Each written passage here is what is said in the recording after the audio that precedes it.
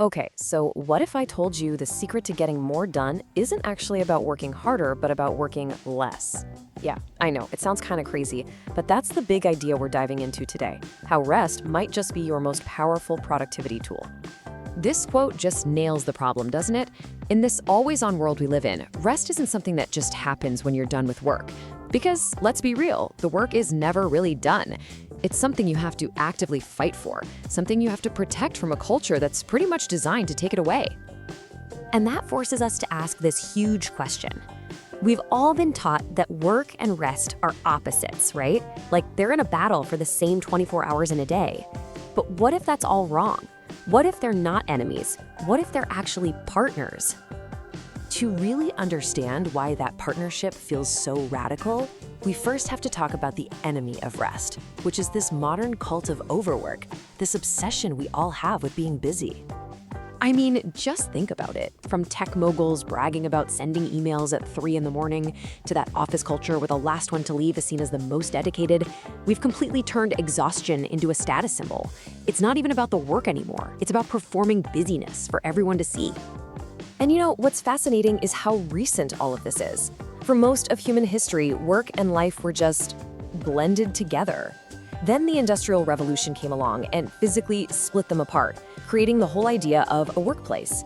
The office just copied that factory model. And now technology has brought work crashing back into our homes, but with a vengeance, creating a workday that never, ever has to end. So if overwork is the disease, then what's the cure? Well, it starts with a completely new way of looking at the relationship between work and rest. This wave analogy is just perfect. It's not a fight, it's a rhythm. You cannot have the peak of the wave, the amazing moment of intense, focused work, without the trough of rest that comes before and after. One literally creates the other. This right here is the mental shift we all have to make. We've got to stop seeing it like the seesaw on the left and start seeing it like the powerful partnership on the right.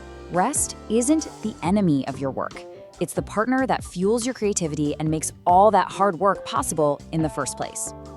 Now, this might sound like some new age wellness trend, but it's really not. In fact, some of the most productive and brilliant people in history, they were absolute masters of rest. Let's just take Charles Darwin, for example. To write a book that literally changed the course of science, you'd have to assume he was chained to his desk for, 16 hours a day, right? Nope, not even close. Darwin's day was made up of about 3 90-minute bursts of really intense work. The rest of his time? It was for long walks, reading novels to his wife, and even taking naps. And here's the key. His entire life was about his work, but his days were not. And get this, Darwin wasn't an outlier. This pattern of short, super intense bursts of work was incredibly common among giants in pretty much every field. From mathematicians like Poincaré to novelists like Dickens, they all seemed to just intuitively get it, that 4 to 5 hours of deep concentration was the absolute human limit. So why does this pattern actually work? How did all these historical figures just know something that we've totally forgotten? Well, modern neuroscience is finally catching up, and it's giving us the answers. So scientists have discovered this thing called the default mode network, or DMN. When you stop laser focusing on a task and you let your mind wander, when you're on a walk or in the shower or just staring out the window, this network just switches on. Your brain isn't off, it's just working in a totally different way, connecting ideas in the background. This is the perfect way to picture it. Your focused mind is like a spotlight, zeroing in on one specific problem. But your wandering mind, your DMN, that's a floodlight. It lights up the whole landscape, making all these unexpected connections and generating those incredible moments. To be truly creative, you absolutely need both. Okay, so we've got the history and we've got the science. We know why rest works.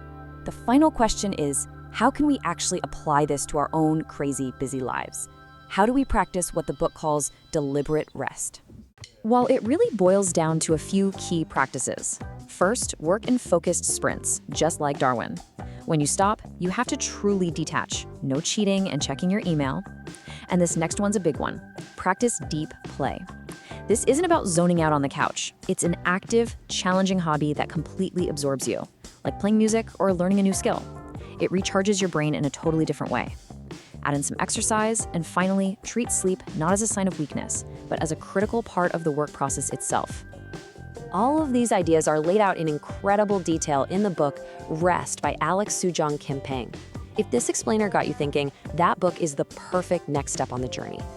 So in the end, it turns out we've been chasing all these productivity hacks when what we really should have been looking for is a rhythm.